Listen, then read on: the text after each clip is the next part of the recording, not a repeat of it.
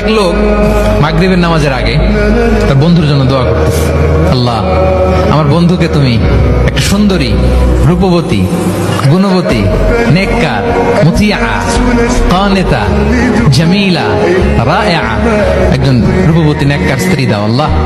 কতদিন ধরে তার বিয়েটা ঝুলে আছে, আল্লাহ তুমি ব্যবস্থা করে দাও, সুন্দরী, নেককার, আল্লাহওয়ালা। তো সে তো তার বন্ধুর জন্য প্রাণ ভরে দোয়া করতেছে, আর তার স্ত্রী ওয়াইফ পাশেই ইফতারি রেডি করতেছিল। এই দোয়া শুনে মহিলা তো তেলের বেগুনে জ্বলে উঠছে, দৌড়ে আসে বলছে, এই তুমি কিসের দোয়া করো, রাখো। সে বেচারা মোনাজাতের মধ্যে তো ভরকে গেছে, ভয় বলে কি হইলো, আমি তো দোয়া করতেছি আমার বন্ধুর জন্য। তো মহিলা বলে, তুমি কি মনে করছো আমি হাদিসটা জানি না? অন্যের জন্য কোন ভালো দোয়া করলে আগে যেটা নিজের জন্য কবুল হয়, তুমি মনে করছো আমি জানি না? তুমি ভাবছো হাদিস শুধু তুমি একা জানো, আমি জানি না? না কি সব দোয়া করে এগুলা? আল্লাহু আকবার। আল্লাহ